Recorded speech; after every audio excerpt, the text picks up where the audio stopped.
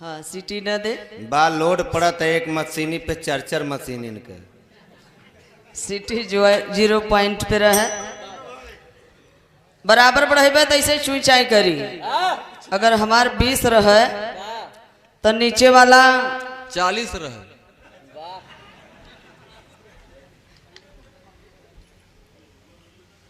बिचारू प्यार में ये लोग गाय के बजाय के बतावत बटन की माई प्यार में जुदाई में अब हमसे रहल नहीं जाता। सकल ये देख ले मुरझाई के बाब एकदम ही। कोनो सुई होते तो जहर का लगवा देते तो हम मर जाते।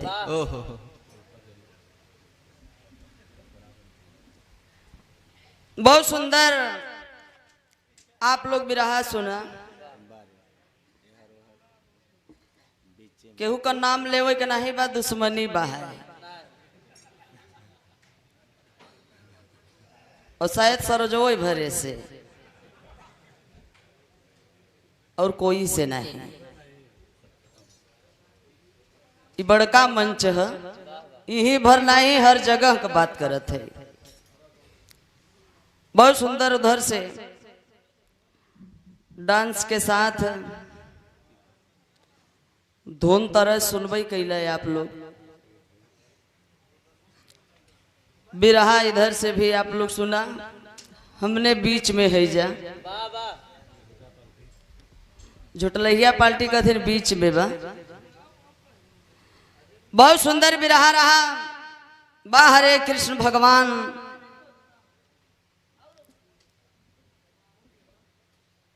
बा हरे मुरली मनोहर।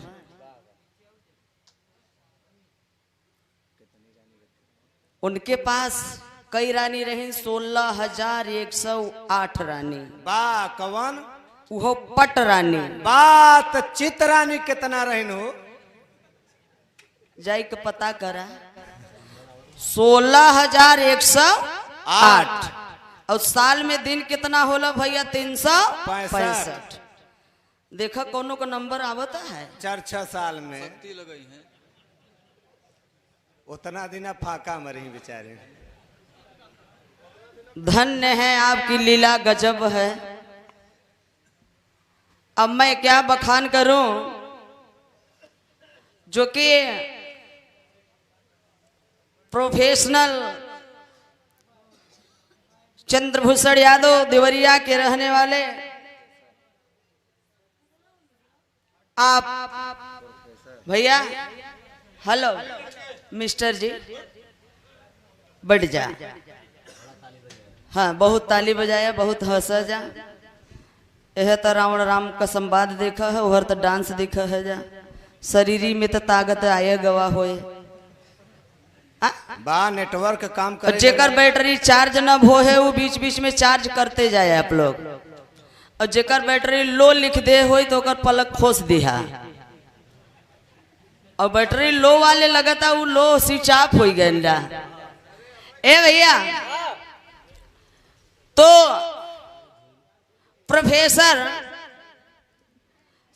बाबू चंद्रभूषण यादव लिखे हैं देवरिया के कृष्ण सूर्य और असुर कृष्ण और श्री कृष्ण दो हैं। कृष्ण जो है कृष्ण माने काला जिनको विदेशियों ने ऋग्वेद में लिखा है बताया गया है बाबूजी कृष्णासुर उसी को साबित किए हैं लिख करके चंद्रभूषण यादव के कृष्ण सूर्य असुर। जब मेरा समाज पढ़े तब वो जाने भैया। बहुत सुंदर बिरहा रहा। बाहरे होकर भक्ति माई का भक्ति ओहर से 3 दुश्मन रहे। भक्ति में शक्ति बा है जे जैसन भक्ति करत बा वो के ऐसन मिल जात बा। जेके जेकरे पर विश्वास हो जात बा वो के मानत बा है। जैसे देखा आशय राम के विश्वास भत बढ़िया भक्ति फल मिलता। तो भैया हम केहू के कुछ कहब ना। बड़ के गुरु होते हैं किसी भी अखाड़े के हो। आप गुरु जी के सौजन्य से पुष्प के पंखुड़ियों से गुथा हुआ सुंदर पुष्पहार, बहुत से आशीर्वाद पुरस्कार मिला है, सादर चरण स्पर्श है। अभी कवि जी एक बात कहे ना, सुमित्रा नंदिनी जी कही ना कि भाई गवैया बताओ थे कि जियते केहू, जब जियते केहू नाम ना ले तो मरे पर नाम लेते। अभी हमारे प्रमुख जी बोले ना कि नेता समाज के लिए अब बेटा वरासत के लिए, तो हमार तो सोच वही तक रहा कि राम कैलाश बाबू चला गए शायद तो उनका नाती पोता प्रेमचंद और दिनेश लाल जी के नामे वरासत हो गया बाबा है। लेकिन आज हमें पता चला है कि कुछ वरासत सुमित्रा नंदनू के कई की गए हैं।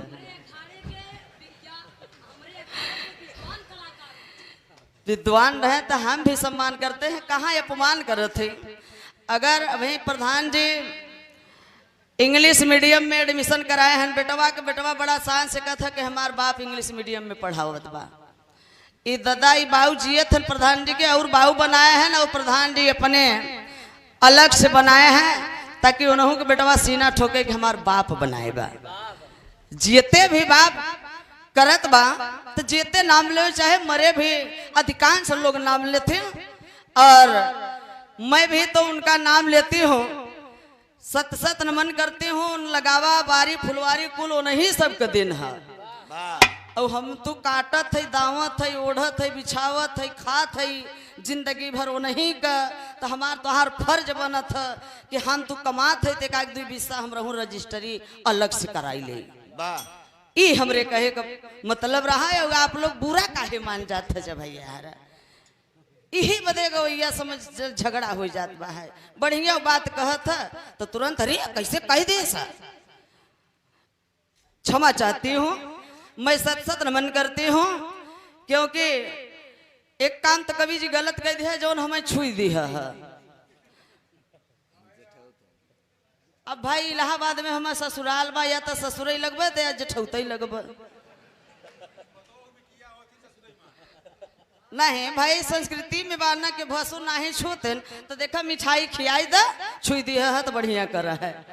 हाँ ये देखा है आप आदरणीय वार्ड नंबर 10 से जिला पंचायत सदस्य पद हेतु उम्मीदवार कर्मठ ईमानदार युवा प्रत्याशी राम बाबू पासी असली मूल निवासी पुत्र राजकरण पासी, आपके ओर से ये देखा है 500 रुपए का पुरस्कार, जो कि घोड़ा बग्गी वाले कोटेदार, कितना सम्मानित कोटेदार होते हैं ये गांव के, लेकिन गवैया गाय के एकदम समझ लो धज्जिया उड़ाई दे हैं। गावत कोटेदरवा के कोटा में, कोटेदरवा के कोटा में प्रधानवा के रहर में, बिचारू प्रधान हरे रहरो बोआ छोड़ दिए हैं। तो देखा बारी बारी सबके देखा जे हित मित हो सबके देखा सेवा करे के मौका दा, और माननीय प्रधान जी के भी आप लोग अपने गांव क्षेत्र के हैं, आप लोग अच्छी तरह से जानत बाटा। अब मेहरारू देखा साड़ी पे मत बिछाई जाओ, हया जा 85 वाले हया झुआ भर, लेकिन बिक जात है पौआ भरे पर, ए पर तनी ध्यान दे है जा, तब अपन मत बढ़िया देबा जो मौलिक अधिकार मिला है। बाबूजी वोट देने से पहले एक बारी सोचिएगा कि इसमें हमारा 5 साल का भविष्य टिका हुआ है, बच्चों का सादर अभिवादन है। ए भैया तो मास्टर बजावत बाटन वो याद करत बा, बड़ी बड़ी पूर्वांचल के कलाकार भोजपुरी वाले गावत ने करे पहले गान लगा दे चोलिया का हुक राजा जी, बा ना लगे तो लगा दे थूक राजा जी। पहले हुक सरवा हुक के वाड़ी में लगे, बा आप चला गए मेहरारून के पिछवाड़े। पहले जमाने में घड़ी नहीं रहा, मुर्गा अपने दरबी में बोला है, मुर्गा अपने दरबी में बोले, वो मुर्गा सरवा अब चोली में घुस के बोले लगा। बात वो सार ऐसी जगह खोज ले। अरे बाप रे बाप, फिर तर जाए तो हर लहंगा उठा दे रिमोट से। बा मन से दुन खातक ताकत देखा खत्म लकवा मार दे जैसे। फिर कल्लू गायन भैया वहीं रे जगहिया दाते काट ले हले राजा जी, हमरे तयाज तक ही गीत समझ में नहीं आए कि वो काटत रहा, हाँ किसार जीभ लगा के चाटत रहा। 3-4 जने जान गया है। ऊ के आसाराम राम रहीम दीक्षित अरे, अरे, फलरिया। बस बस बस ए भैया तो देखा बड़ी बड़ी धुन तरज बाइन तो ये काटल दावल बुरा न लगे चाहे सबका गावल चीज बा बजावल चीज बा। अभी जैसे वो बताया ना आज के जनरेशन में आदमी खेत कियारी घर दुगार बेच डालत बा लड़का के पढ़ावे दिल्ली बम्बई हरियाणा बनारस भेजत बा इलाहाबाद पढ़े बदे।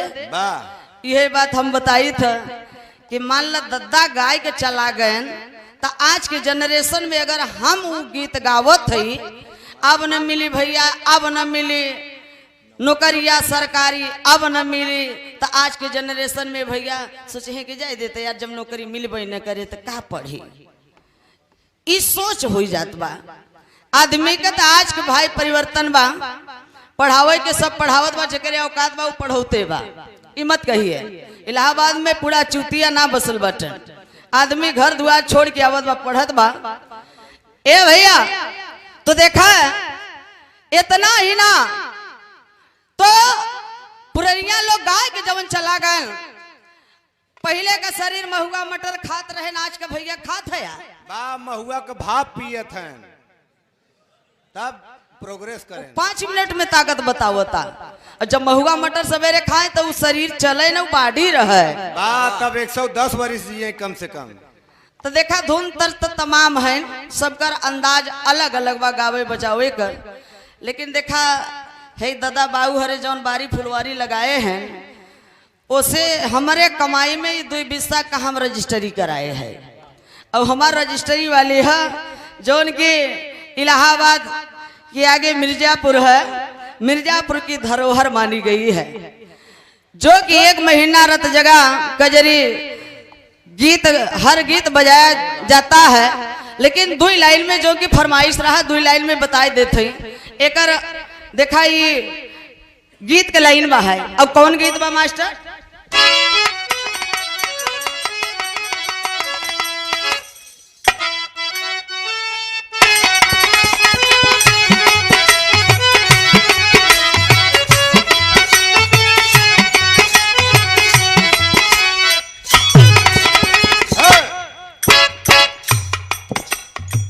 आज सबके बात आवत बा सब जितना सब बकबकात बा हम चाहे कोई भी हो इस संविधान के दिन है और नहीं बोले तक के अधिकार नहीं रहा ब्रह्मा का लकीर तारे से टर नहीं सकत लेकिन बाबू लाल इनाम यादव ने चला दिया उनका बात तार दिए और बाबा साहब तार दिए। साथियों वो लकीर है उनका लेकिन उनका लकीर मिट गया सिर्फ हमें आपको जागरूक होना है जानने की जरूरत है बस इतना फर्क है। साथियों आज संविधान बा खेत कियारी गाड़ी घर दुआर सब कुछ जेके जितना जुटावे बने संपत्ति इकट्ठा कैला ये संविधान मौलिक के अधिकार है और नहीं संविधान के पहले हमारे तोहरे पास खेत कियारी नहीं रहा तो हमार तोहार माई बहन जाए बाबू साहब पंडित जी का धान लगावे बदे धान लगावे जाए तो घरे से खे गमछा लेके जाए बाला तो हम लेके जा धान लगावे के बा का आप प्रधान जी पानी ढिलवाए हैं गमछा लेके जाए तो गमछवा ले जाए तो मेरे डाड़े पर न रखा है हमारे कपड़ा पे रखा है हम कही मेड़ हवई ए भैया ओके ले जाए काहे बदे चर चबेना दाना साना जवन मिले सगधरिया कलेवा माई हरे खाए और गठियाई के वही में ले आवे लड़कन बदे बा जवन बच्चे भतारव खाए तो गमछवा का करे मेड़े पे ना रखे ओके कमर में बांध ले अब कमर में काहे बदे बांधे जाने ला हाँ जहिया धोती न सरकाए एहर का कहथिन भैया लेना ना लेना हमरे उरी कहथिन धान लगावे के बा रोपई के बा अच्छा तो धान लगावे जही पता नहीं चलत के मेहरारून का कभी के होत भाई कभी आइन होली ये हमारे राम मिलन कवि जी लिखे हैं और हमारे प्रचंड कवि प्रेम जी का ये हरकत है और इधर हमारे सुरेश जी हैं, हाँ उजट कवि। सभी पढ़े लिखे हैं, हमारे संस्कृत के मास्टर साहब हैं पप्पू जी। तो देखा है इस गीत को सवारे हैं, सरो सरगम गाई है अपनी आवाज में। कैसे मास्टर?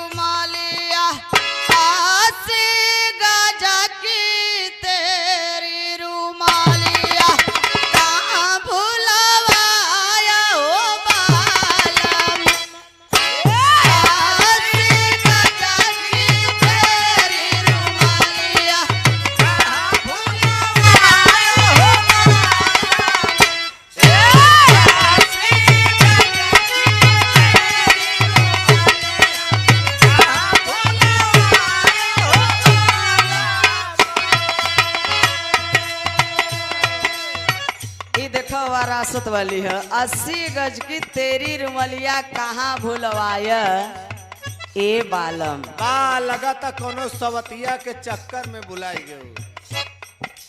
80 गज की तेरी रुमलिया, 80 गज की तेरी रुमलिया कहाँ भूलवाया ओ बालम।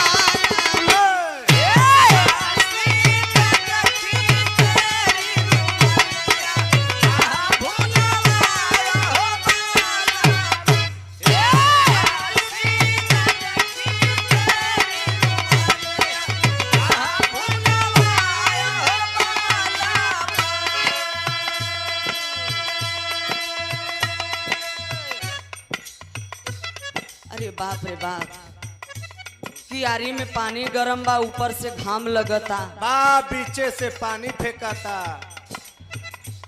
80 गज की तेरी रुमलिया कहाँ भूलवाया ये बालम। टिकावा हमारे दौली हमारे सोरगानवा, हमारे सोरगानवा हो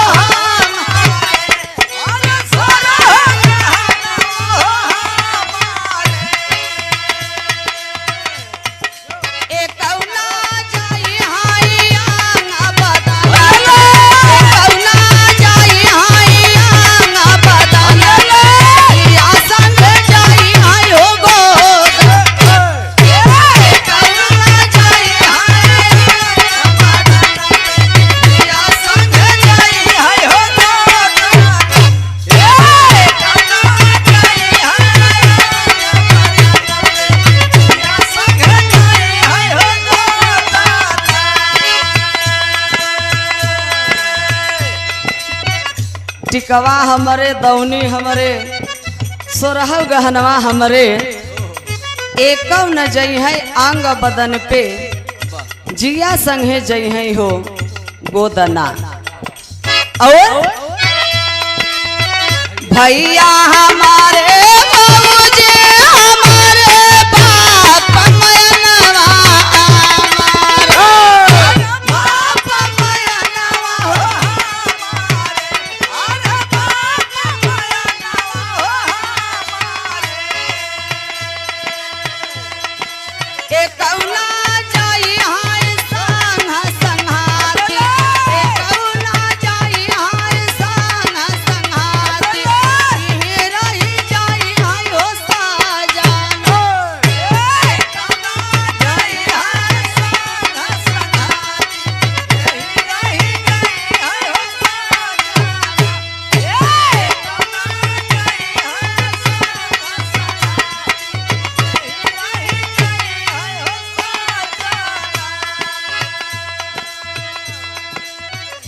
भैया हमरे देखा, हमार भैया हमरे भौजी बाप माई सब हमरे बा। अब वही सरोज के कुछ हो जाए तो कहे तोहरे बदे जान दे देबे। बा मैं तुम्हारे लिए हैंड पाइप में कूद के जान दे दूंगा। लेकिन अब है एक जने से में से पूछब के का हो, एक जने हमरे संगे चलबा। नहीं तू चला, हमने पीछे से आओ। अच्छा ये लोग देखा पीछे वाले हैं, और का यहाँ आए है, हम आए हैं प्रधान जी के पाई के बा हमने आए है तो के सबन के पाई के है। लेकिन कहा नाम बा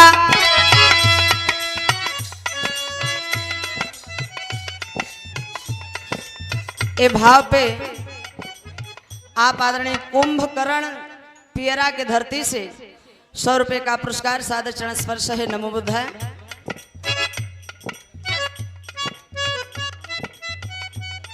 महावीर सरोज थामा अलालपुर कौशाम्बी की धरती से 50 रुपया। नमो बुद्धाय। सुघर कोटेदार जी थम्भा लालपुर कौशाम्बी की धरती से 100 रुपए का पुरस्कार सादर चरण स्पर्श है। सबको कोट कोट नमन है। लेकिन कहा नाम बा सोना हमारे चांदी हमारे धन दौलत बा हमारे धन दौलत बा हो हमारे अरे धन दौलत बा हो हमारे। कहाँ से? मुखैया लुखैया, अच्छा उखैया, उखैया खास से आदरणीय पन्नालाल गौतम जी आपकी तरफ से 100 रुपए का पुरस्कार। ए भाव पे जय भीम जय भारत नमो बुद्धा। आप आदरणीय सुधीर कुमार सरोज प्रधान पद प्रत्याशी पक्ष सराई से ये 500 रुपए का पुरस्कार सादर चरण स्पर्श है। जय भीम जय भारत नमो बुद्धा। ए भैया जेके जाए खो वो धीरे से उठ जाई, ठीक बा। बिरहा शुरुआत न कैले के पहले लेकिन दूसरी लाइन में सोना हमारे चांदी हमारे धन दौलत बा हमारे धन दौलत बा हो हमारे अरे धन दौलत बा हो हमारे। एक कौला जाई हाय महला तारी, एक कौला जाई हाय महला तारी, ही रही जाई हाय हो साजन। एक कौला जाई हाय महला तारी, ही रही जाई हाय हो साजन। एक कौला जाई हाय महला तारी, ही रही जाई हाय हो साजन। ये तब भैया का फरमाइश रहा, भैया हो कि ई नैहर रहा और ससुराल कहाँ बा ऊपर तो सब जने नैहरे में कुछ गुण सहूर सिखलो आ कि गुल्ली डंडा खेले में बिताई देहु। और ससुराल कहाँ बा ऊपर सबका दुल्हा कहाँ है ऊपर बेड लगाए के जो हत हैं तो कब जाबू। जब समय होए। अरे बाप रे बाप, इसीलिए बड़े भाग्यमान उस तन मिला है। इसीलिए कबीरदास जी कहते हैं कि ऐसी बाणी बोलिए मन का यापा खोए और उनको शीतल करे आपो शीतल ओए उ बाणी होए की चाहिए। ए भैया तई तो उनका फरमाइश रहा, लेकिन हम अपने मर्जी से एक लाइन आप लोगन के पर्सनली है हम बतावे जाते जो उनके ये हमार पर्सनल रिसर्च बा और छत्तीसगढ़ भाषा में बा है। एक लाइन में कैसे मास्टर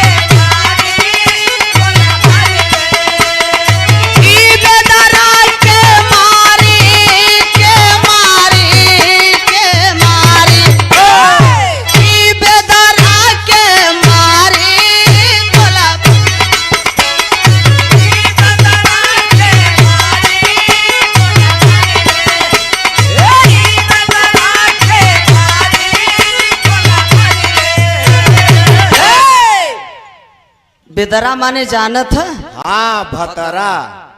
हट। और का हमारे मिर्जापुर के भाषा है, इसी को कन्वर्ट किए हैं हमारे कवि जी। क्या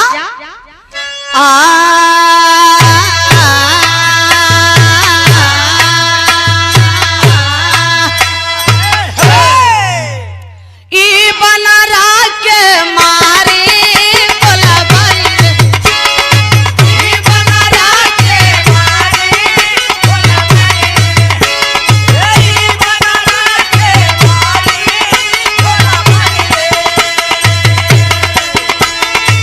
ई बनरा के मारी के मारी के मारी, ई बनरा के मारी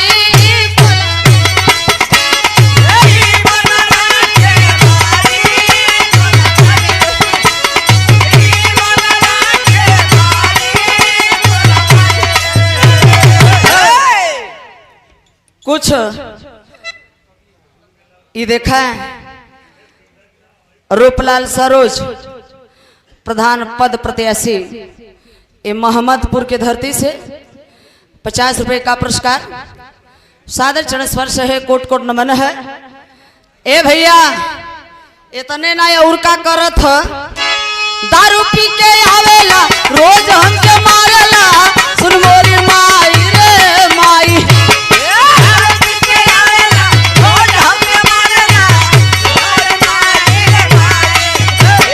दारू पी के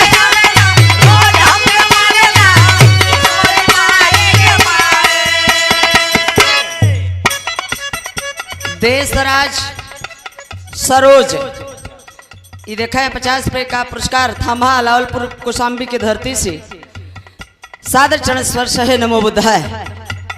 दारू पी के आवेला रोज हमके मारेला, सुन मोरी माई रे माई, दारू पी के आवेला रोज हमके मारेला,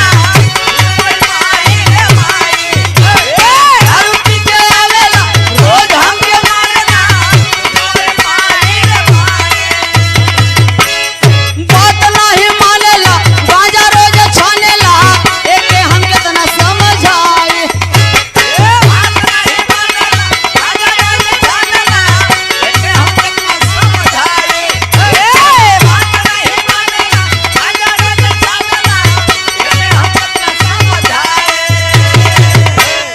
ई नीचवा के मारी कोला,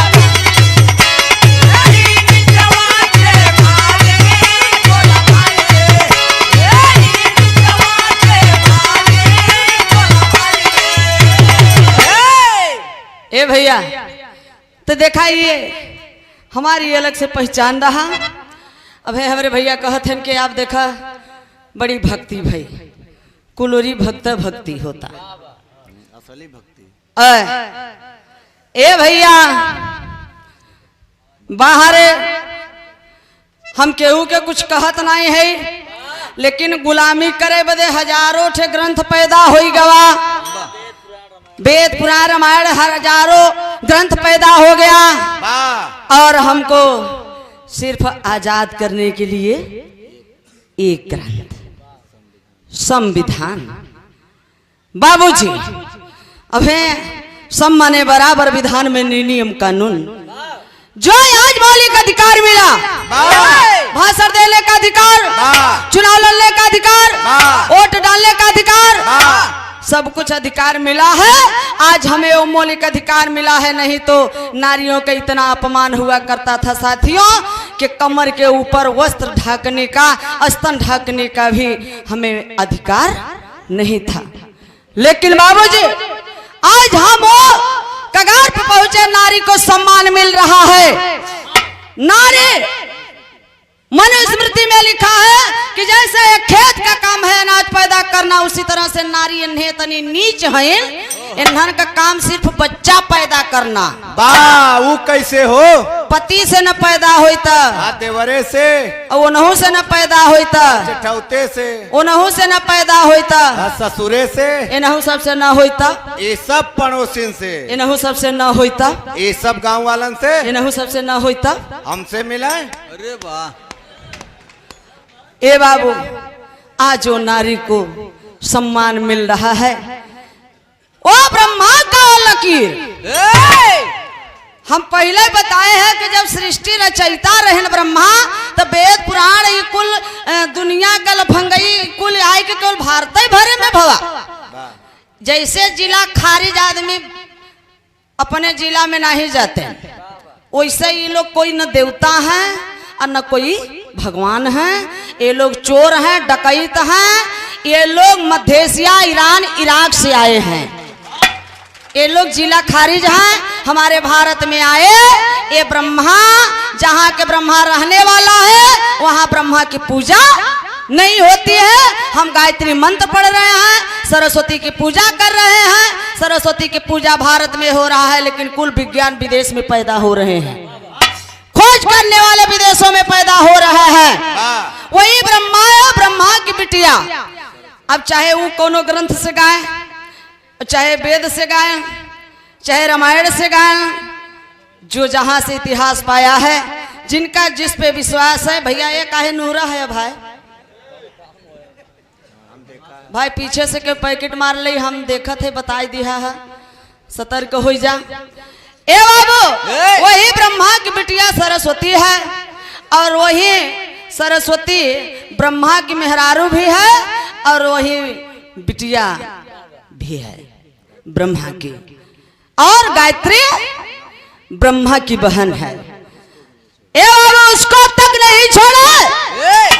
आज वही ब्रह्मचार कहते हैं, बाल ब्रह्मचारी है। इसका मतलब ब्रह्मा की तरह आचरण करने वाला है। ए बाबू, हनुमान जी बाल ब्रह्मचारी हैं। हम मानते हैं कि बाल ब्रह्मचारी हुए हैं, हम नहीं देखे हैं, लेकिन बताओ थे हमारे विचार जहां तक बा कि बाल ब्रह्मचारी हर इंसान रहता है। कब तक भैया? तू बाल ब्रह्मचारी है ना? है यह बेचारा अपने के बहुत कहता कि हम बाल ब्रह्मचारी है। तो हम कहा तू बट्ठे बाल ब्रह्मचारी है। ये 16-17 साल का हो गवा है। एक दिन नंगे अपने माई के कोरा में जो, अपने बहिनी के कोरा में जो, तब न सरगम बनी है कि तू बाल ब्रह्मचारी है ना। बाबूजी, जब तक हर इंसान को ज्ञान नहीं होता है, बच्चा है, तब तक सभी लोग बाल ब्रह्मचारी रहते हैं। ए भैया, तो धन्य है कहता चाहे बाउर, सुनता चाहे चूतिया है। सर एक महान आप लोग है। ये भाव पे आप भैया नमो बताओ। इंद्रजीत अंबेडकर, पवारा गांव कौसाम्बी से, कोटेदार की तरफ से ये 50 रुपए का पुरस्कार सादर चरण स्पर्श है। जय भीम। जिसने हमें आपको मौलिक अधिकार दिया। चुनाव आएगा बाबा, भाई कोनो गली में जाबा, कहबा भैया हमें वोट दिया, तो कहीं करे बाप रे बाप जय समाजवाद, कहीं भैया ईद के हवे यादव बस्ती है। फिर इसके आगे गली में पहुंच गया, कहा भैया वोट हमें दिया, तो कहें जय भीम, कहीं भाग सरे हैं, सब चमार हैं, सब एक वोट न मिले। ये हमारे आपके अंदर भावना है। अरे यार जय भीम, जय भीम कोई गाली नहीं है। जिसने महान पैदा हुए इस धरती पर, उसने क्यों नहीं हमें छुटकारा दिया? क्यों नहीं गुलामी की जंजीरों से छुड़ाने का काम किया? आज जो कुछ भी बोल रही है ये सब संविधान की देन है। कोई पैदा अम्बेडकर हो नहीं सकता जिसने हमें गुलामी से छुड़ाया है। साथियों, कोई चमार की बात नहीं है। मैं पूरे भारतवासी मूल्यवासियों की बात कर रही हूँ।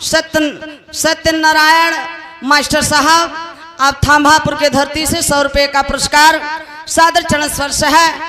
नमो बुद्धा भैया हो तो बहुत सुंदर बिरहा रहा, जेकर जहां से विचार रहा ये सब गावत बजावत बा। लेकिन भैया जब जागो तभी सवेरा, जब सरो सरगम पढ़ी तब से अपना विचार साथियों बदल दी। ये मानने वाले नहीं है। वेद पुराण वही पवारा, वही पाखंड है। शंकर जी अंजनी के काने में बीर डाल देहन, तब हनुमान जी पैदा हो गए। बा कनवा में डलले से हो। उद्यान ऋषि का बीर सरवा पत्ता पे बहत जात रहा। राजा दशरथ का बहन चंद्रकला चाट लेहन, तब सरवन पैदा हो गए। बा तू बीर नहीं मलाई रहा मलाई। तब अपने मेहरिया के चटा पट्टे 2-4 पैदा करे, तब सरो सरगम बनी है। अरे बाप रे बाप, यही तुलसी लिखे रामचरितमानस में कि तीनों रानी सुमित्रा कैकेयी कौशल्या तीनों रानी खीर खाइन तब जाई के भरत शत्रुघ्न राम एवं लक्ष्मण पैदा भैन। हम ना कहते है कि माना जा सरोजवा की बात मत माना, लेकिन तनिके तर्क करा भैया। आज हमारा समाज साइंस विज्ञान लेके पढ़त बा कि जे मुँहे से खाई तो गर्भाशय में जाई कि अमाशय में जाई। अरे यार वो जमाने में गर्भाशय अमाशय कनेक्शन एक रहा। अरे बाप रे बाप, ये समय के भैया ई मेहरारू ई सरोजवा माने वाली नहीं बा।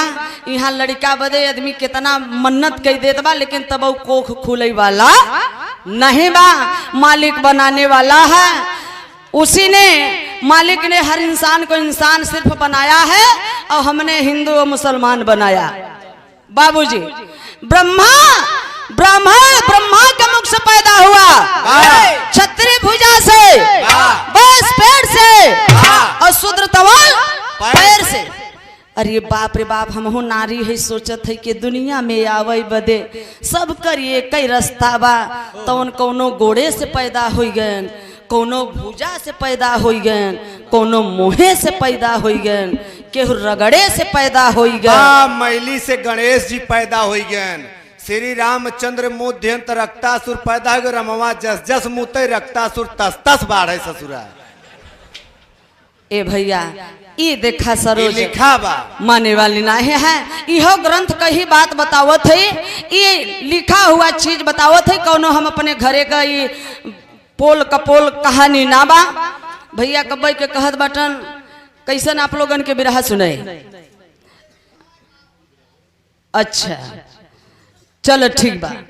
अब वही तो फरमाइश के जने कथन के भैया हाँ सरस गावा भक्ति रस कूल लेने गाया। कई ठे फरमाइश बा तो सबका साथ ही थोड़ी ना हो।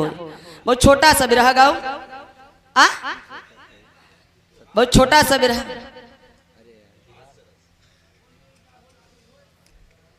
होली गई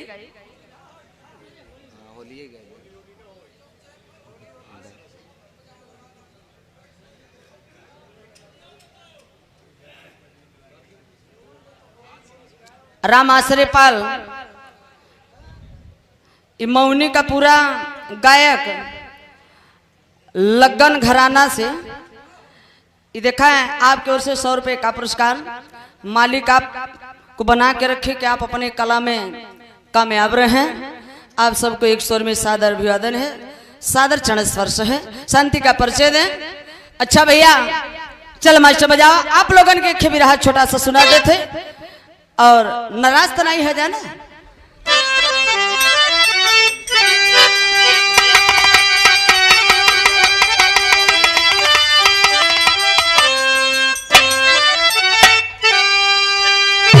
ए भैया तो छोटा सा एक प्रसंग बा जो कि हमें आपको जानने की जरूरत है। हमारे आपको पूर्वजों को दैत असुर बनमानुष राक्षस कहा गया। अभी जैसे कलाकार जी बताए कि होलिका डैनिया बात सर में आनी चाहिए आपको। होलिका डैनिया वो हम लोगों की माता धन्य है, वो हम लोगों की पूर्वज हैं। लेकिन इन बेईमानों ने हमें आपको देवताओं को पूर्वजों को डैनिया राक्षस असुर दैत बनमानुष बताया। होल्लई माता होलिका जलावे जावत कहब हे होल्लई माता द आशीष लड़का जिए लाख बरिस आशीर्वाद मांगते हैं। क्या बात है। बाहर प्रहलाद घर का भेदी लंका ढाए। अगर इनके बाऊ के मारे के बाद तो पहले वो बेटवा के साथी अपन बनावा, ओके दारू पियावा खियावा पियावा, तब ओकरे घरे आवा जा और धीरे से मौका पावा फायदा उठाइला। उसी प्रकार से प्रहलाद को बाबूजी इन आर्यों ने इन विदेशियों ने जिनको हम देवता कहते हैं, यही ब्रह्मा यही विष्णु यही इंद्र बाबूजी, अगर जेके पोल कपोल लगत होई वो कक्षा 6 के पाठ 4 में सरकारी किताब में जाके पढ़ लीजिएगा। आर्यों का भारत में आगमन। ए बाबू तो कवि जी लिखे हैं, थोड़ा सा हमारा विचार है कि होलिका के बारे में ही चित्रण थोड़ा सा आप लोगन के बीच में अगर आदेश हो तो पेश कर दे, ठीक बा। चल मास्टर उठा के दा, इलाहाबादेश्वर में भैया हाथ जोड़त है, हारमोनिया मत उठाए के दा, ई हम बजाई तो तोहार हारमोनिया के बजाई बान कर भैया बजाई हैं। स्वर मांगत है।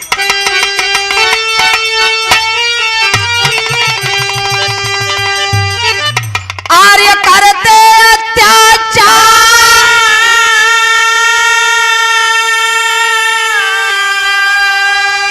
अरे रो रो वसुधा कर पुकार,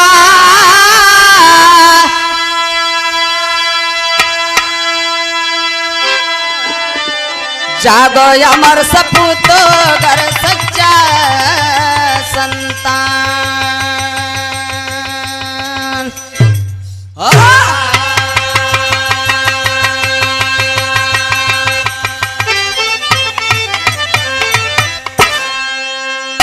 गौर करेंगे बाबूजी, आखिर में राक्षस कौन है, कौन राक्षसीन है, कौन दैत्य है, कौन बन मानुष है।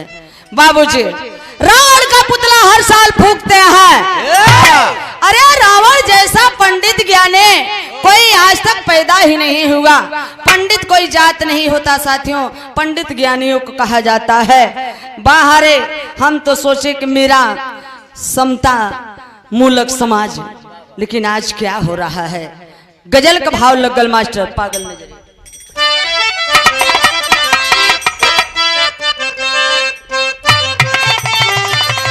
पर्दा पर्दा। अरे पागल नजरे नजरे पागल, पागल नजरे दिल दीवाना लगता है, दीवाना लगता है।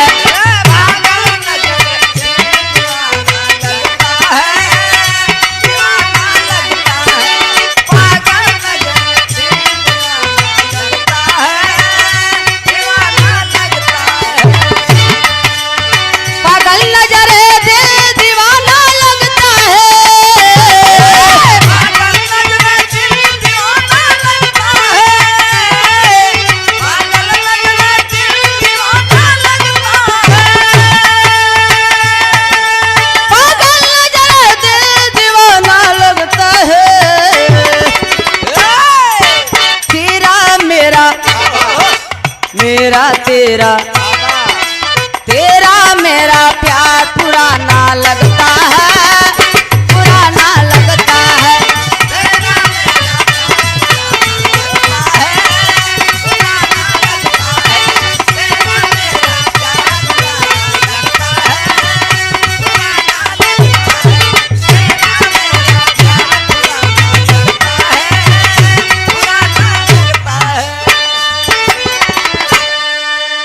पागल नजरे दिल दीवाना लगता है, तेरा मेरा प्यार पुराना लगता है।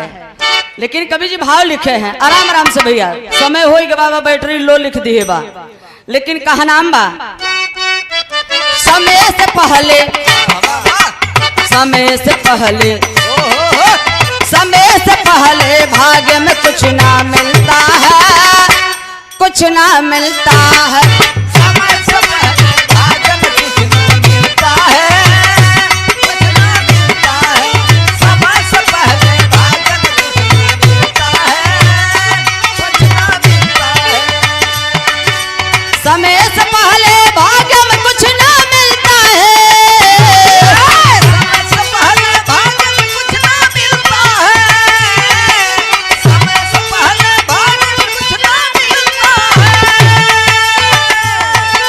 समय से पहले भाग्य में कुछ ना मिलता है। समय पे अपने, समय पे अपने, समय पे अपने फूल चमन में खिलता है, चमन में खिलता है।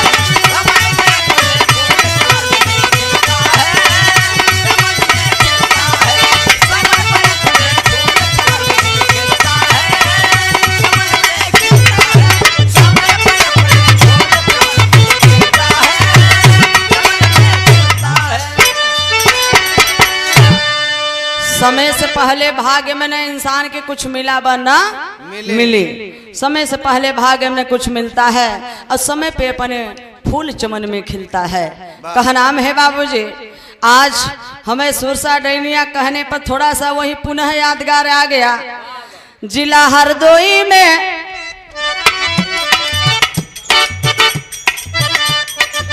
सुनिए गौर से हरदोई की कहानी है। मूल्यवासियों का अपनी राजधानी है। लखनऊ के पास हरदोई का नाम रहा, जहाँ कश्यप मुनि का महल आलीशान रहा। जिनके दो लड़के हिरणाक्ष कश्यप थे, जो प्रजापल के जन जन के प्रिय थे। हिरणाक्ष वीरता की दुनिया गुणगान करे, अच्छे योद्धा मिलके उनको सलाम करे।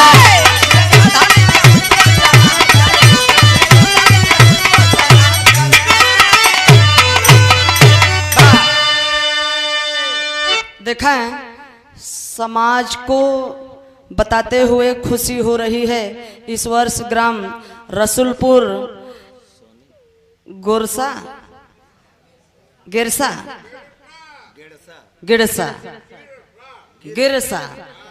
ये रसूलपुर गिरसा में होलिका दहन नहीं किया गया। ए बाबू, इनके लिए जोरदार तालियां स्वागत होना चाहिए साथियों। जब हम सुधरेंगे जब तब जमाना सुधरेगा। जय भीम, जय भारत, जय मूल निवासी। 100 रुपए का पुरस्कार बड़ी खुशी की बात है। कम से कम हम जाने तो कि हम अपनी माता की आज शोषण करके जो कि जलाया गया, वही आज हम लोग त्योहार मना रहे हैं।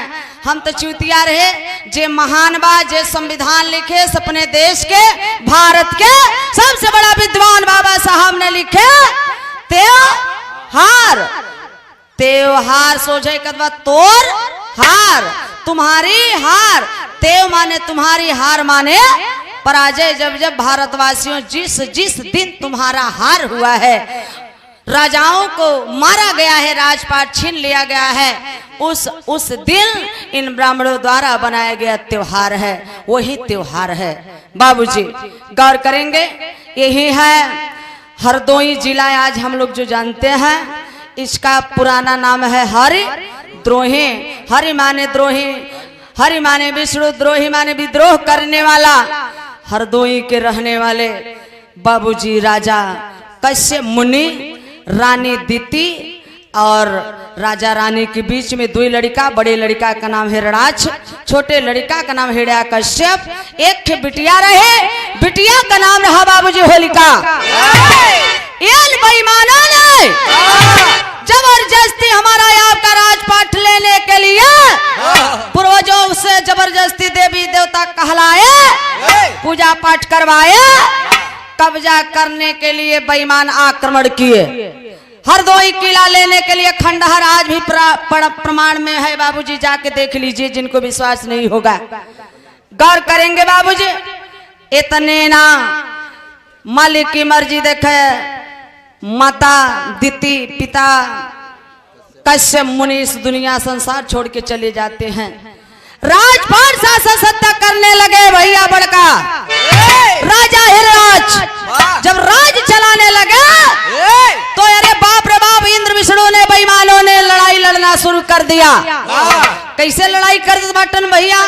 इंद्र लड़ाई करत बाटन कैसे? राजा हिरणाक्ष से। यहाँ एक लाइन तर्ज बा मास्टर।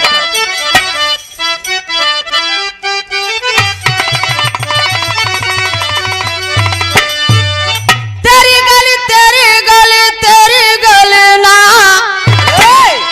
तेरी गली तेरी गली तेरी गली ना, गोरिया मुश्किल भेजना।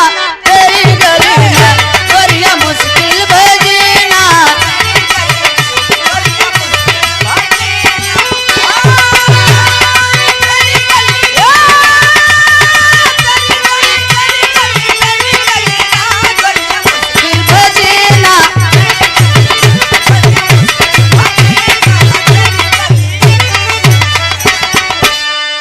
100 रुपये का पुरस्कार जंगलाल कैथवाज थाम्भा की धरती से 100 रुपये का पुरस्कार नमो बुद्धा जय मूल्यवासी। ए बाबू भैया बड़का भैया बाबू धीरे से शांति भैया उधर आएगा एकदम प्योर वाला धान ओरिजिनल वाला बच्चा बा।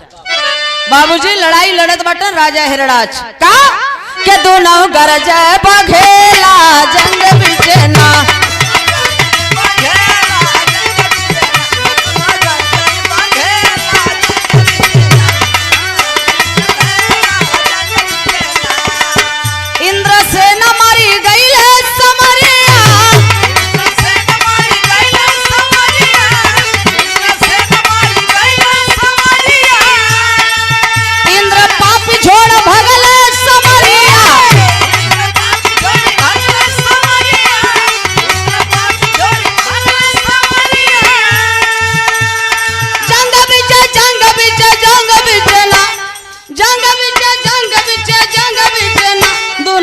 जय बघेला जंग बिचना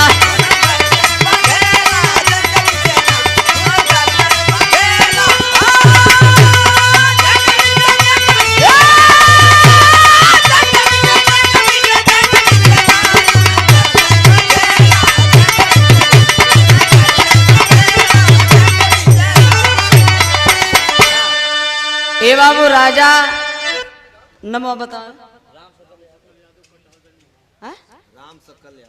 आप देखें जहाँ तक बिरहा है वहाँ तक आपका नाम है। आज बड़े भाग से दर्शन भी मिल गया।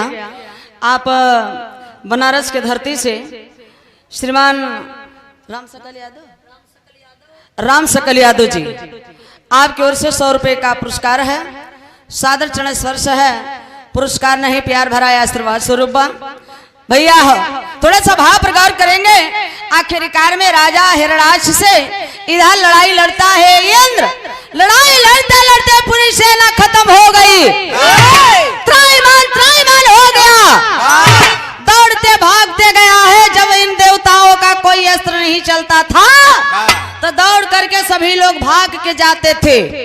क्या करे लग गए विष्णु के पास जब गए हैं इंद्र बताया कि हमारी सेना सब खत्म। अरे बाप रे बाप वो इतना बलिष्ठ शक्तिशाली है उसने मार दिया मेरी सेना खत्म हो गई। इतने ना अब हर चालबाज किए। प्रमाण में बताया गया है कि राजा हिरणाक्ष पृथ्वी चुराई के लेकर भाग गए और जाकर टट्टी में चोरवाई दिहन। सोचे वाली बात था टट्टी में चोरवाई वाली बात है भैया। ये पृथ्वी टट्टी में चोराई जाए बा लागत 33 करोड़ देवी देवता एक कई जगह जात रहे। अरे यार पृथ्वी चुराए नहीं राजा हिरणाक्ष। ओ बामा रूप बनाता था शकल बनाता था वही शकल बनाया सूरा का मुखौटा लगा करके जा करके टट्टी में से पृथ्वी निकालत बा डोड़वा से। अरे बाप रे बाप इतने ना तो धोखे से पृथ्वी नहीं निकाला विष्णु सिर्फ धोखे से हमारे आपके पूर्वज राजा हिरणाक्ष को सूरा का मुखौटा लगा करके जा करके जान से मार दिया। जब जान से मार दिया बड़का भैया राजा हिरणाक्ष मर गए तो छोटका भाई हिरण्यकश्यप होलिका बची है। धीरे धीरे समय बीतत गल। तब राजा हिरण्यकश्यप के पास एक लड़का पैदा हुआ। लड़का का नाम प्रहलाद। यही बीच में होलिका की शादी तय हो गई। शादी कहाँ तय किए बाबूजी? बिंदकी का राजा इलोही से शादी तय हुई हर शादी तय हो गया। एकदम दक्षिण में चले जाइए आउट एरिया जंगल में हरदोई से 18 किलोमीटर दूरी पे उस डांडी जगह है जहाँ प्रहलाद शिक्षा दीक्षा लेता था। आज हर गांव में विद्यालय है लेकिन उस समय उस जमाने में आश्रम हुआ करता था और आश्रम का मालिक को ब्राह्मण हुआ करते थे। उस आश्रम में क्या होता था अयासी हुई दारू पिए और प्रहलाद को कूट कूट के जेहन में यही इंद्र विष्णु के मित्र मंडली कहते थे क्या प्रहलाद तेरा बाप राक्षस है दैत्य है बनमानुष है असुर है अगले जन्म का रंडी का भड़ुआ है तुम्हारा बाप। बच्चन के जवन ज्ञान देबा उहे ज्ञान मिली। लड़का जपने लगा विष्णु भगवान इंद्र भगवान, विष्णु भगवान इंद्र भगवान, यह ज्ञान लेत बा आश्रम में। आश्रम में ज्ञान लेत बा बाबूजी। इतने ना एक दिन घर पे आया है अपने बाप राजा हिड़ा कश्यप के सामने। इंद्र भगवान विष्णु भगवान, इंद्र भगवान विष्णु भगवान जब जपने लगा, राजा हिड़ा कश्यप क्रोध में आ गए, खींच के थप्पड़ मार दे। नालायक कहीं का औलाद, कुत्ता कमीना हरामजादा, भाग जाओ।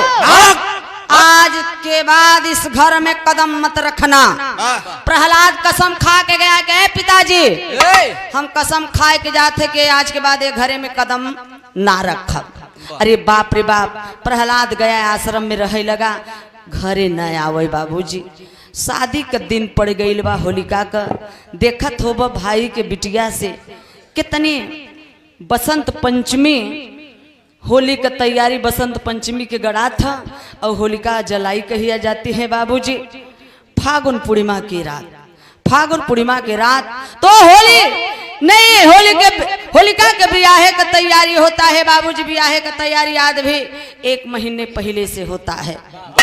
शादी का तैयारी होने लगा, बारात का समय हो गया, दिन पड़ गया है। इधर होलिका बाबूजी अपने भाई राजा हिड़ा कश्यप की चोरी चोरी 18 किलोमीटर वो आश्रम में प्रतिदिन जाई अपने बेटा भतीजा प्रहलाद से मिले बदे। प्रतिदिन जाए ए बाबू, रुपया पैसा खाना पीना आंचल में चोरवाए के जाए चोरी से। अब जैसे कि काल बारात आई और आज होलिका सोचत बा कि जाई प्रहलाद से मिला आए, और नहीं तो काल बारात आई हमार विदाई हो जाई तो ससुराल चली जाई, फिर प्रहलाद भतीजा से हमार मुलाकात ना हुई। वही बाबूजी फागुन पूर्णिमा के रात बाबूजी दुधिया वस्त्र पहने थे, श्वेत वस्त्र पहने थे और दुधिया रात थी। किसी अप्सरा से कम नहीं लग रही थी होलिका। रात के समय बाबूजी 12-1 बजे की रात के बीच में दिखें होलिका जब आश्रम में पहुंची है अपने भैया हिड़ा कश्यप की चोरी से, तो आश्रम में देखत बा कि सब नशे में चूर हैं बाबूजी। प्रहलाद इतना नशे में है, बेहोश पड़ा है प्रहलाद। होलिका जगावत बाटिन, ए प्रहलाद उठ पगला, देख तोर बुआ, देख तोर बुआ आई है, आखिरी बार मिले आई हिन बेटा, आँख खोल ले बेटा। लेकिन प्रहलाद इतना नशे में चूर है कि आंख भी ना खोलत बा बाबूजी। इतनी पर वही ये विष्णु के मित्र मंडली जिनको देवता कहते हैं वो मौका पा जाते हैं। वही 12-1 बजे के रात के समय होलिका की इज्जत लूटते हैं बाबूजी उसी आश्रम में। और होलिका रो रो के बाबू अपने इज्जत के भीख मांगत बा है। कैसे मांगत बा बाबूजी, कभी भाव लिखे हैं क्या?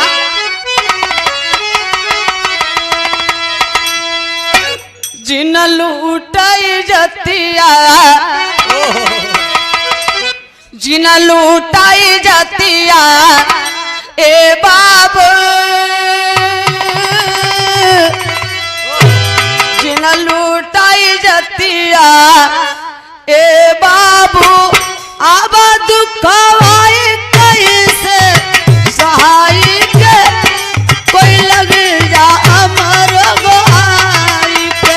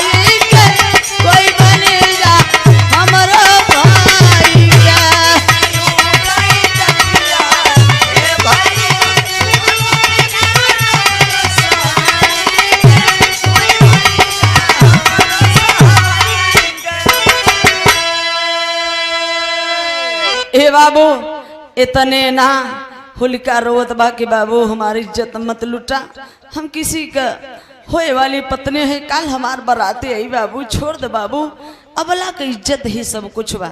ए भैया का बतिया हो जा 10 मिनट और बाबूजी इतना ही ना, आखिरकार में रो रो के आबरू इज्जत का भीख मांगत बा। आखिरकार में इधर माने ही नहीं, विष्णु के मित्र मंडली मिल करके बाबूजी रातों रात इज्जत लूट करके वहीं जलाने का काम किए। आखिरकार बाबूजी जलावे के कैसे जलाए होलिका को, कहीं से ऊपरी कहीं से गोईठा, घर दुगार खटिया मचिया जेकर जौने पावे छानी छप्पड़ सब इकट्ठा कई के बाबूजी वहीं 12-1 बजे के रातों रात होलिका को जला दे, क्योंकि वो राजा की बहन थी। राजा को पता चलेगा तो राजा का आदेश ही सजा हुआ करता है, पता नहीं राजा क्या सजा देगा, तो जला दिए। आखिरकार में होलिका की परंपरा है कि 12-1 बजे के बीच में क्यों जलाई जाती है, आज सोचने की बात है। वो तो एक औरत थी, रतिया का कौन लड़ाई होती रही मेहरारू से, लड़ाई का समय भी होता था कि सूर्योदय के बाद और सूर्यास्त के पहले लड़ाई बंद, तो लड़ाई रात का क्या होता था। इतना ही नहीं बाबूजी वहीं कन्वर्ट कर दिए, आज भी वही परंपरा है। होलिका के चारा देवे जाते, अन्न बंड गरिए हैं, केहू के छपरा, केहू के मड़ई, खटिया मचिया जौन कुछ पहिए इकट्ठा कर देते हैं और वही जलाने का काम करते हैं बाबूजी। इतने ना आखिरकार में जला दिए, रातों रात सुबह हुआ, राजा हिरण्यकश्यप को पता चला, रोने लगे। वो भाई के दिल से पूछिए जौने बहिनी के दुआरे पर बारात आवे वाली बा बाबूजी, वो भाई के दिल से पूछा, राजा हिरण्यकश्यप रोवत बाटन कि जवाब का देवे, बाराती आई जाई हैं जीजा ले के। त कवि जी उस समय के भाव लिखे हैं, कौन गीत बा भाव मास्टर, आप भैयालाल पासी अहमतिया के धरती से 20 रुपए का पुरस्कार इस होलिका की शहादत में सादर चरण स्पर्श है। लेकिन बाबूजी राजा हिरण्यकश्यप रोवत बाटन का, पूरे भारत का झरझर बरसे नया नाम, पूरे भारत के झरझर बरसे नया नाम, होलिका का सुन के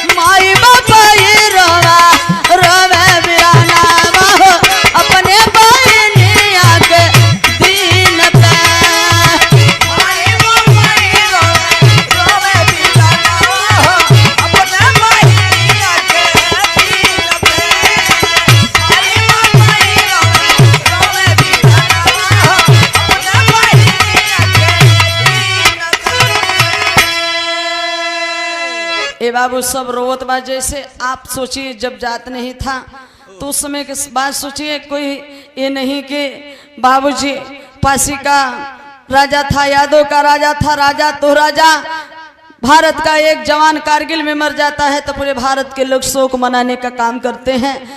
ए बाबू हम सब एक थे उस समय जब राजा बाबूजी रोवत बाटन, सब लोग जुट के कहत बाटन मत रोवा मत रोवा, ई रोए से काम ना चली, सोचा कि दुआरे बारात आई कैसे वापस करबा। ये बाबू शाम के समय दरवाजे पर बारात आ गई, बारात आ गई, राजा इलोही बारात लेके आ गए। माई बहन सब समझावत हैं। राजा कहे कि अरे जीजा बारात लेके बिंदकी अपने गांव चला जा, हमार बहन होलिका आपकी होने वाली पत्नी होलिका इस दुनिया संसार में नहीं है। राजा बोले कि कहाँ है, कहाँ जलाई गई है होलिका? ए बाबू जहाँ जलाया गया था वहाँ पे राख बचा था, वहीं पे जाते हैं। वो शमशान घाट का वो मिट्टी समझ करके माथे पर लगाते हैं और हाय होलिका कह के बाबूजी उसी जब धूल पे गिरते हैं तो धूल उड़ा, तो इसीलिए चले जाइए, आज कन्वर्ट कर दिया गया है, इधर पश्चिम यूपी में चले जाइए, उधर धूल उड़ी होली कहते हैं उसी को बाबूजी। ये बाबू राजा इलोही होलिका के होने वाले पति बारात लेके अब वो वापस जात बाटन अपने घरे जात बाटन, लेकिन एक बात कहत बाटन। कैसे बाबूजी? जहां जलाई गई थी वहां से रखिया लेके जात बाटन का हमें बीच धरावई में छोड़ गइल रनिया,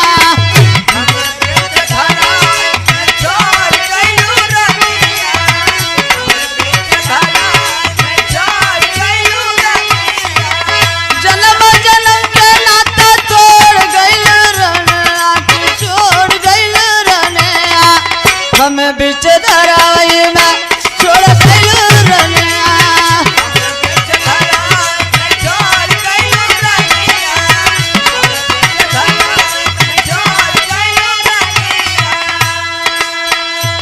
के लिए आइल बाट लाल रंग चुनरिया,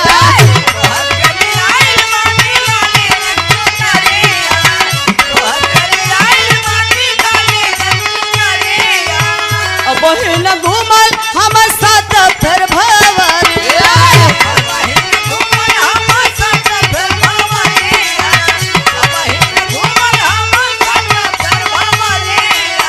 मुहवा से कुछ नहीं बोल गइल रनिया की छोड़ गइल रनिया, हम अध जलावई में छोड़ गइल रनिया।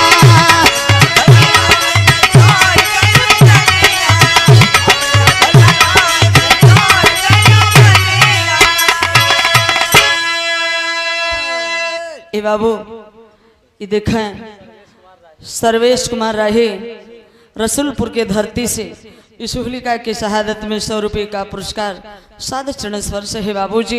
इतने ना रोवत बटन बारात लेके वापस चले गए।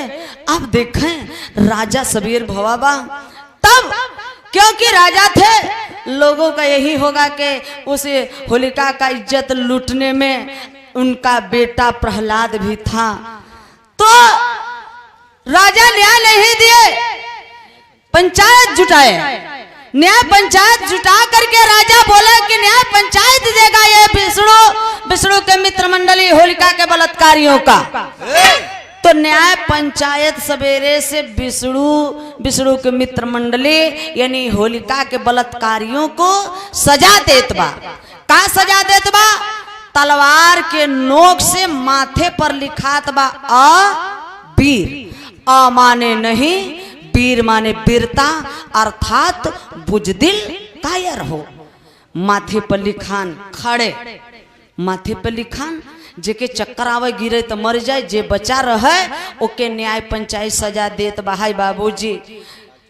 बार छुलवाई के एक गाले करीखा, एक गाले चूना, जूता का माला पहनाए के पूरे नगर में गांव गांव गली गली में गधा पर बैठाई के घुमाए। यह न्याय पंचायत होलिका के बलात्कारियन के सजा दी है। जौने जौने गली में जाए ये होलिका के बलात्कारी कहें के देख रे देख एक जूता से मारा, चप्पल से मारा, कचड़ा मारा, माटी मारा, गोबर फेंका। अरे बाप रे बाप, देख ये होलिका का बलात्कारी आवत बाटन। आज उसी होलिका को, उसी अबीर को कन्वर्ट कर दे, लाल बेड़े लगावत है, खड़े लगावत है, माई के लगावत है, बहिनी के लगावत है, भैया के लगावत है, बाऊ के लगावत है, घोड़े गिरत है, अबीर वही कन्वर्ट कर दिया गया है बाबूजी। आज फैशन में बदल दिया गया है। ए बाबूजी, क्या हम अपने आप को लगा करके यही साबित करते हैं कि मेरी माता, मेरी बहन, मेरी होलिका की मैं बलात्कारी हूँ? बाबूजी यही चिन्ह दे दिए कि कभी मिटाने से न मिटे। आज वही उनके वंशज हैं जो लगाते हैं। हमें आपको जानने की जरूरत है बाबूजी, आखिरकार में होलिका को जलाए भय बताए कि डैनिया जल गई, प्रहलाद बच गया। सोचने की बात है, होलिका माता जैसे ई लोहा है, यह लोहा है, हम नहीं कहते तनिक तर्क करा। अगर विज्ञान दृष्टिकोण वाले थोड़ा सा तर्क करिए कि एक दोनों के लोहा है, अगर जलौबा जले तो आगी लगी तो जली तो दोनों जल जाए, और ना जली तो एक न जली। लेकिन होलिका जल गई और प्रहलाद बच गया। ए बाबू, जेके वरदान था, जो वैज्ञानिक थी होलिका, उनको नहीं जलना चाहिए, वो जल गई और प्रहलाद बच गया। इसलिए ये दिखाया गया है, कैलेंडर में कन्वर्ट कर दिया गया है। हमारा आपका इतिहास लुप्त कराने के लिए, छिपाने के लिए इन मनुवादियों ने दिखा दिया है कैलेंडर में कि प्रहलाद बच गया। क्यों बच गया? कि प्रहलाद विष्णु ब्रह्मा इन विदेशियों को देवता मानता था और पूजा पाठ करता था। उन मनुवादियों का ए बाबूजी वो गुलाम था। इसलिए होलिका को दिखा दिया गया कि वो राक्षसीन डाइन रही, वो जल गए और प्रहलाद बच गया। ए बाबू, तो कवि जी आगे भाव लिखे हैं कैसे मास्टर? टेरी के भाव में ये देखा है, देशराज बिरहा गायक कलाकार देशराज पटारिया, अच्छा देशराज, दूसरे देशराज भैया को सादर चरण स्पर्श है। एक कौशाम्बी की ऐसी धरती है कि लेडीसों में जितना प्रधान जी कार्यक्रम गली गली में गवाने का काम किए हैं, बहुत सम्मान मिलता है। साथियों, ये पुरस्कार नहीं है, आप सब लोगों का आशीर्वाद प्यार है। टेरी के भाव में कहो जी,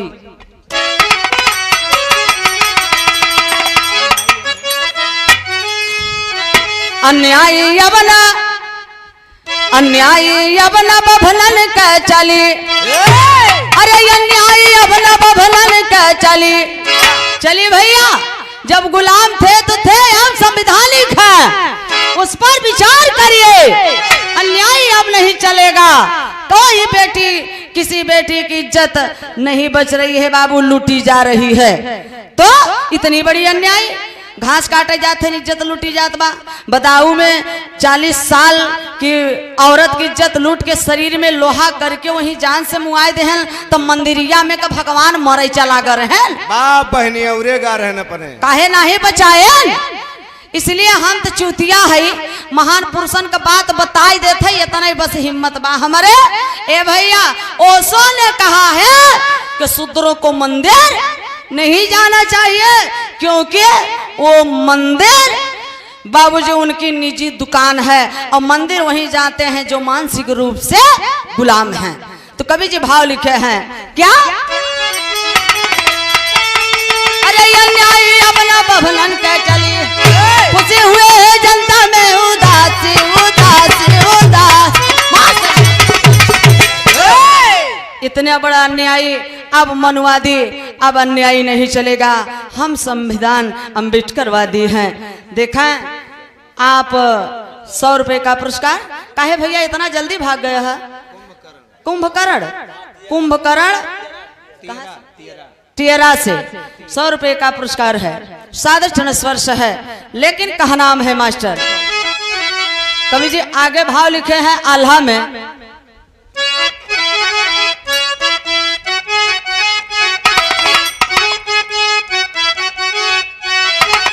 जैसे महाजाल बीच तड़पेली मछरी आए बाबू,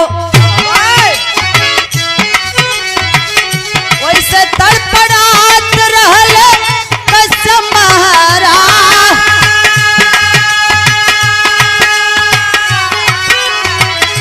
रोहिड़ा कश्यप होई भर दुर्गति आए बाबू, ओके पापी ना खुल उनके देहा दरम्यान।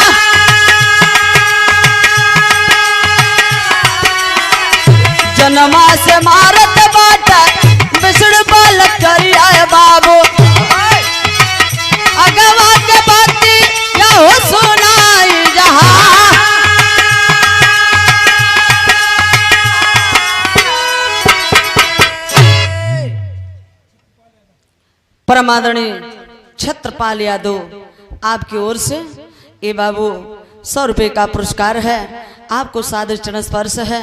ये बाबू हम सब एक हैं। ये भैया सोचे के चाहे आखिरकार में आज हम लोग सिर्फ नाम ले ले ढोवत है।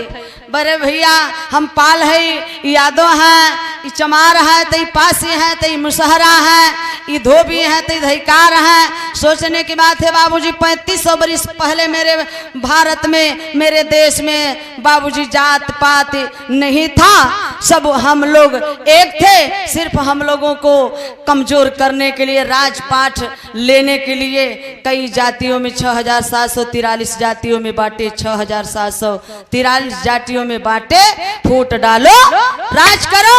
आज हम वही बटा के बटा है भैया है। तो सोचे वाली बात है, ब्राह्मण क्षत्रिय वैश्य 3 लोगों को छोड़ा करके बकिया जितने भारतवासी 85 मूल निवासी हैं, अहिर गडरिया कुर्मी कोहाल लोहार शर्मा वर्मा पटेल बिंद भूमिहार बाबूजी जे के विश्वास न हो, सिख ईसाई सभी लोग बाबूजी एक हैं। जिनको विश्वास नहीं होगा मनुस्मृति में जाके पढ़ लीजिएगा, लिखा गया है अहिर गड़ारम शूद्र चमारम बिना गुनाहम पंचपनाहम।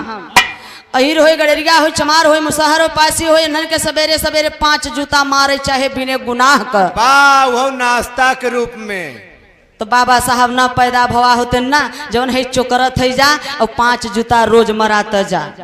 5 जूता तो हूँ मरा तू 5 जूता न जो लेटा हन मराते हैं। ए बाबू तो देखा चाहे हम भो जात नहीं रही, चाहे वो हो, चाहे ये हो, चाहे ये हो, सब लोग एक है बाबूजी, सभी लोग एक हैं। तो हमें एक हो करके लड़ाई लड़ना है, सब लोगों के एक होना है साथियों, तब हमें शासन सत्ता आएगा। जिस राजपाट के लिए हम आप आज परेशान हो रहे हैं, चुनाव लड़ रहे हैं, वार्ड नंबर 10 से जिला पंचायत सदस्य के उम्मीदवार कर्मठ ईमानदार युवा प्रत्याशी राम बाबू पासी पुत्र राजकरण पासी, आपके तरफ से 100 रुपये का पुरस्कार। जय मूल निवासी, नमो बुद्धाय। मस्ताना सिंह यादव महापुर के धरती से पूजनीय पिताजी को ओर से देखा 100 रुपया का पुरस्कार बा, सादर चरण स्पर्श बा। ये शिक्षित है, इसलिए समाज में शिक्षा लाना जरूरी है। आपको ओर से ये 50 रुपया का पुरस्कार सुंदरलाल सरोज जी की तरफ से कौशाम्बी के धरती से। और देखा है सत्यनारायण मास्टर साहब थांबा की धरती से, बाहर कौशाम्बी की धरती 100 रुपये का पुरस्कार है, सादर चरण स्पर्श है, कोट कोट नमन है बाबूजी। तो वही हमें आपको याद करना है, राक्षस दैत्य बन मानुष बताए, उसी को हम लोग डाइन राक्षस दैत्य बन मानुष अपने पूर्वज को कहते हैं। थोड़ी सी 1 मिनट में तो वर्तमान में याद कर लीजिए, सीएम कुर्सी से जब भैया अखिलेश उतरे, भैया हो जब योगी के बैठे के भवा तो गाय के मुते से धोवान, हमने ज्यादा पवित्र बा गैया मुतवा का हो। तो जिसका शासन सत्ता होता है वही अपने मन से मनगढ़ंत सब वेद पुराण हर इतिहास को लिखे आप हैं पिंटू नारायण। ये देखें कोराव खास से, वाह सरगम दीदी जी, वाह धन्यवाद भैया, आपको बहुत बहुत धन्यवाद। ये 100 रुपये का पुरस्कार है। ये देखें जिला पंचायत सदस्य मसूद अहमद वार्ड नंबर 16 से 100 रुपया का पुरस्कार बा। ए भैया धन्य है मूल्यवासी, हमारा आखिरी हुई गवा बा और समय भी खत्म बा है। हाँ आखिरी लाइन बा है, धन्य है बाबूजी, यही महान पुरुषों की बाणी रही। और हमारी क्या औकात है, औकात इतने हैं बताने का, जिसका जहाँ से खोज है ए बाबू वो जो जहाँ से पाते हैं यही असली और नकली में पहचान है बाबूजी। तो वही होलिका है, वही आज हम लोग जश्न मनाते हैं। आखिरकार में कोई पैदा नहीं हुआ था राजा हिरण्यकश्यप को मारने वाला, क्योंकि होलिका दहिना अंग थी उनका, लेकिन जब होलिका मर गई तो अपने आप धीरे धीरे कमजोर हो गए। तब इधर बेईमान शेर का मुखौटा लगा करके विष्णु जाता है बाबूजी, राजा हिरण्यकश्यप को धोखे से जान मार देता है। आज भी जा करके देख लीजिएगा हरदोई में कि 52 रूप बनाता था विष्णु, 52 मंदिर के नाम से वहां जाना जाता है। यही रहा धन्य है, महान है। इस शहादत में सत सत नमन करते हो। ए बाबू आखिरी लाइन में कहना है कैसे मास्टर? हलिया सुनकर जिनमय नवा हमारे, ऐसे वैसे कैसे करी है ठिकनवा जहार।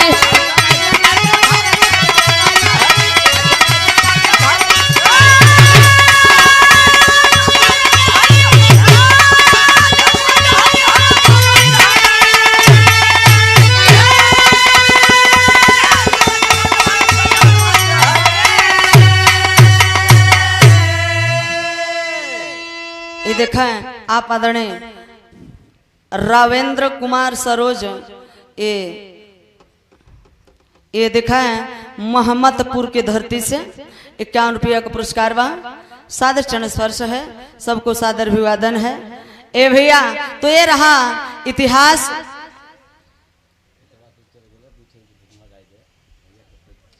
अच्छा उनकर कहत कहत मोह झुराई के देखा भैया का। अच्छा ये देखा है आप देखा है 21 रुपया का पुरस्कार रंजीत कुमार गौतम आपकी ओर से इस्माइलपुर के धरती से। अच्छा इस्माइलपुर के धरती से सादर चरण स्पर्श है। कोतारी के धरती से दिलीप कुमार गौतम जी की तरफ से आपको सादर चरण स्पर्श है। सबको कोट कोट नमन है। मैं क्षमा चाहती हूँ अगर कोई गलत हो गया होगा, भैया लोग परेशान हैं। ठीक है, हमारा समय भी खत्म बा है। और 20 रुपया का पुरस्कार बा प्रेम सरोज के तरफ से उखैया खास से। ये देखा है 20 रुपया का पुरस्कार बा। सबको सादर चरण स्पर्श है। लेकिन कहना बा मास्टर,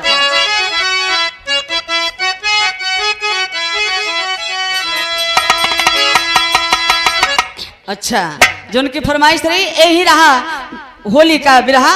मैं क्षमा चाहते हो अगर भैया उन महान अगर उस नारी के सम्मान में अगर अच्छा लगा हो तो उस आत्मा को शांति मिले। आप लोग कम से कम जब जागे तभी सवेरा है। जोरदार ताली से उनका स्वागत कर दीजिए। बहुत बहुत बधाई के पात्र है। आखिरी लाइन में कहना बा है खेतवा कुल चारी गईले साड़ावा बेचल बंदा भैला जब से पाड़ावा। खेतवा कुल चारी गईले साड़ावा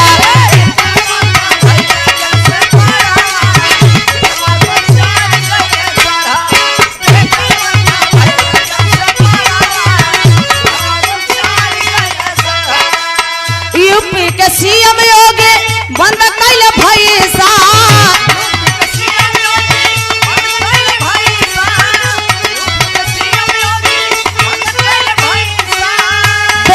पीएम मोदी बंद कैले पैसा।